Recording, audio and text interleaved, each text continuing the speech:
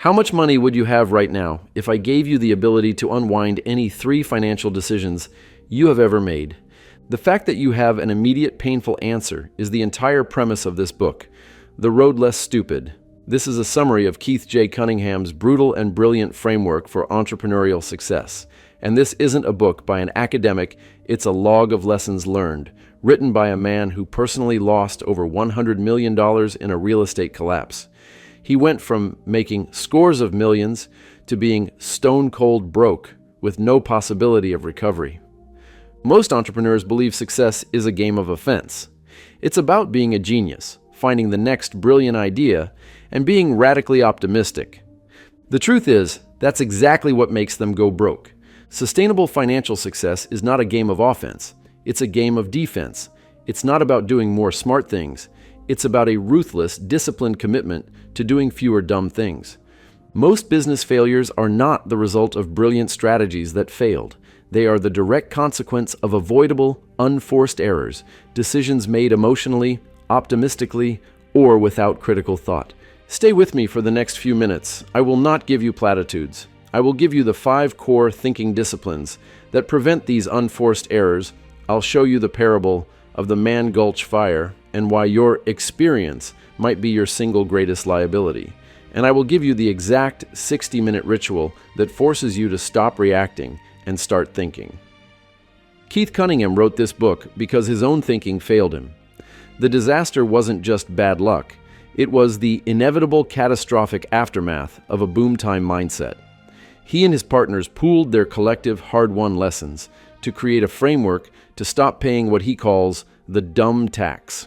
The dumb tax is the specific price we pay in money, time, opportunities, and stress for avoidable mistakes. In an economy defined by chaos, this tax is the single greatest drain on your wealth. The problem is that our brains are wired to pay this tax. Cunningham's foundational law is this: emotions and intellect work inversely. When emotions go up, intellect goes down. Decisions made from a place of excitement, fear, or greed are almost always intellectually compromised. The entire entrepreneurial culture of jumping off a cliff and building your wings on the way down is identified as a direct and certain path to paying the dumb tax. The antidote is not to be smarter. The antidote is to be more disciplined. The solution is a structured process for deliberate, rational, and proactive thought. He calls it thinking time. You want to see this dumb tax in action? Look at Polaroid. When digital photography emerged, management backed nostalgia over innovation. It was not a failure of intelligence. It was a purely emotional decision, a failure to think critically about a changing environment. The result was a decline into irrelevance, a dumb tax payment that cost the entire corporation. To avoid this, you must master the work you do during thinking time. This work is composed of 5 core disciplines. The first discipline, find the unasked question. When we get stuck, we think the reason is that we don't have the right answer. Cunningham argues this is wrong. The real issue is that we are asking inferior questions that produce tactical or unattractive choices. The quality of your answer is predetermined by the quality of your question. As the book states, having the right answer is smart. Having the right question is genius.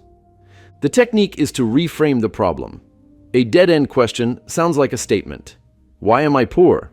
Or, our profits are terrible. This invites excuses. A genius question is an inquiry. It uses the formula, how might I, so that I can...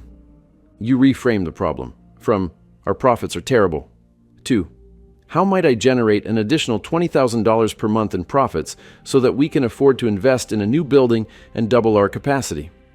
This simple shift provides insight, simplifies the problem, and expands the number of possible solutions. But reframing the question is useless if you're solving the wrong problem. And that brings us to the most critical diagnostic discipline. Discipline 2, separate the problem from the symptom. This addresses the universal human tendency to mistake a symptom for the disease. Most people, Cunningham writes, when asked to pinpoint their biggest problem, erroneously identify their problems as the gap between where they are and where they would like to be. He is adamant. The gap is not your core underlying problem. It's the symptom. The symptom is just the indicator. The real problem is the obstacle. that is impeding your progress. For example, inadequate sales is a symptom. The underlying problem might be no clarity on target markets, a broken sales process, or customers not buying enough. Wasting resources to fix the symptom, like yelling at the sales team, while ignoring the true problem, like a non-existent sales process, is a classic dumb tax. To find the root cause obstacle, you must use these 3 diagnostic questions in your thinking time. 1. What are the possible reasons I am noticing this symptom? 2. What isn't happening that, if it did happen, would cause the perceived gap, symptoms, to disappear? 3. What is happening that, if it stopped happening, would cause the perceived gap, symptom, to disappear? Once you've diagnosed the real problem, you're about to fall into the next trap, confusing your story for reality. Discipline 3. Check assumptions. This is the reality check. It is about differentiating the facts from the story. Cunningham observes, all good ideas that turned out bad have one thing in common: unexamined assumptions, which usually take the form of a really great story. We convince ourselves that A, we launch the product, B, customers flock to it, and C, we get rich. We fall in love with our own narrative. This discipline forces you to act as a ruthless journalist, challenging every component of that story. Ask, how do I know this is true? Ask, is this a fact or is this an assumption? Ask, what if the opposite is true? And ask, what data do I have to support this? And what data am I ignoring because it's inconvenient? Failing to separate fact from story is to base a multi-million-dollar decision on what amounts to a fantasy. But even if your assumptions are perfect and your problem is real, there's one failure of imagination that causes catastrophe. Discipline 4. Consider second-order consequences. This is the book's core risk management framework. Most entrepreneurs, driven by optimism, stop their analysis at the first-order consequence, the upside. They only ask, what if this works? This discipline forces a leader to ask the more important defensive questions. Before any significant action is taken, 3 questions must be answered. Question 1. What is the upside? The first-order consequence. Question 2. What is the downside? What could go wrong? The second-order consequence. Question 3. Can I live with the downside? The critical go, no-go decision. This third question is the most important. An entrepreneur may see an opportunity with a 10 times upside, but a 1 times downside. If that 1 times downside is bankruptcy or total ruin, it is an unsurvivable risk and a stupid bet, regardless of the potential upside. Failure to ask this leads to one of the most powerful parables in the book. It's called the Cobra Effect. In colonial Delhi, the British government was terrified by the number of venomous king cobras in the city. They instituted a simple first-order solution: offer a cash bounty for every dead cobra presented. The second-order consequence? Savvy entrepreneurs in the city saw an opportunity. They began to farm cobras to create a constant, reliable supply of snakes to kill and redeem for the bounty. When the British uncovered this scheme, they reacted with first-order thinking again. They abruptly canceled the bounty program. This led to the third-order consequence: catastrophic.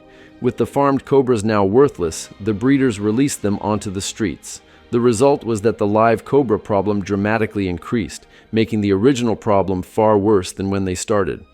The lesson: the British failed to realize they didn't want more dead cobras. They wanted fewer live ones. They had rewarded the wrong thing simply because it was easier to measure. Businesses create Cobra effects constantly. The incentive: hit your $1 million sales quota at all costs, paying for dead cobras. The second-order consequence: the sales team, in a rush to hit the number, signs bad fit, high churn, low-profit customers. They offer massive discounts and make promises the product can't keep. The third-order consequence: the company hits its revenue goal but destroys its profitability.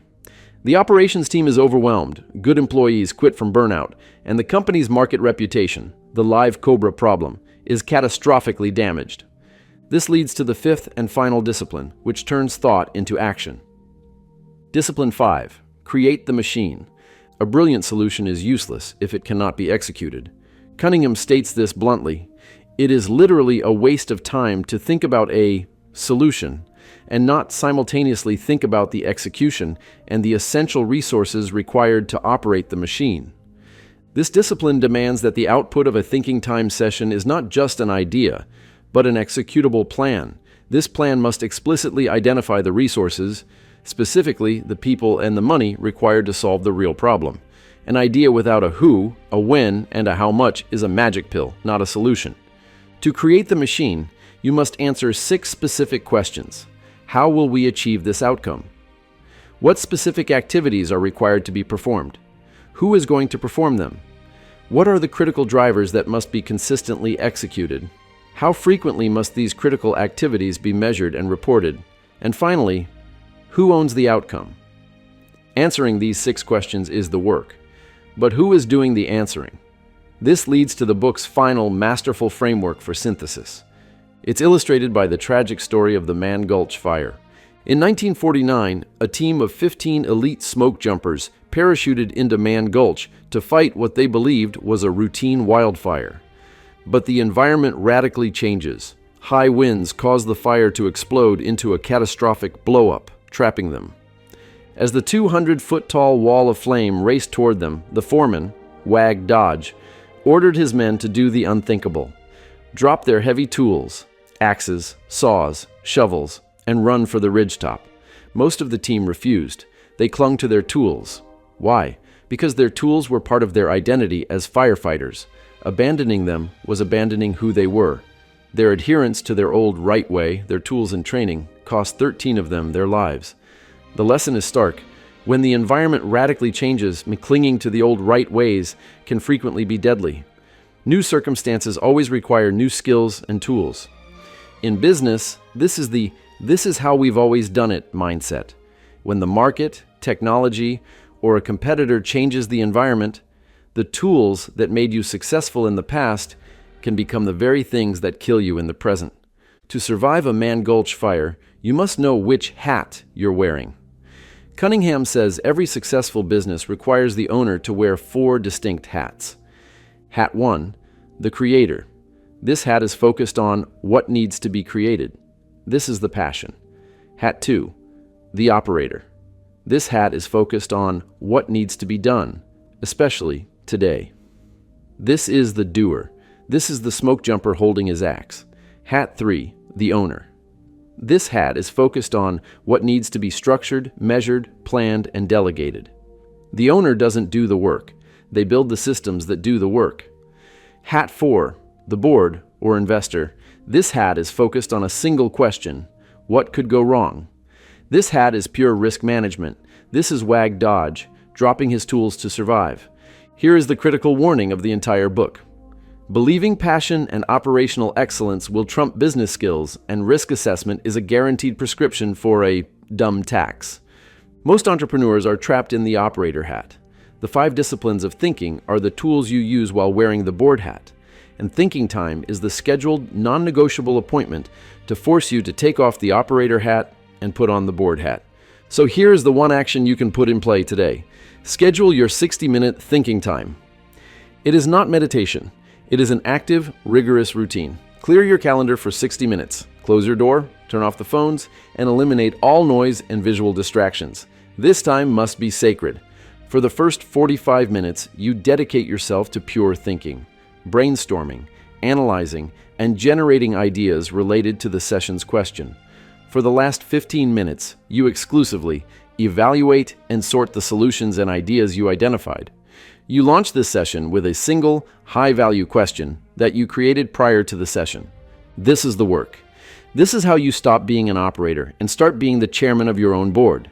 Success is not a natural-born skill. It is a learned one. Successful entrepreneurs are not born. They work hard, practice, study, test, think, correct, and practice some more. People do not do better because they want to do better. They do better because they get better. The alternative is to learn by trial and error, which Cunningham dismisses as about the stupidest way to learn anything. It is slow, painful, and catastrophically expensive.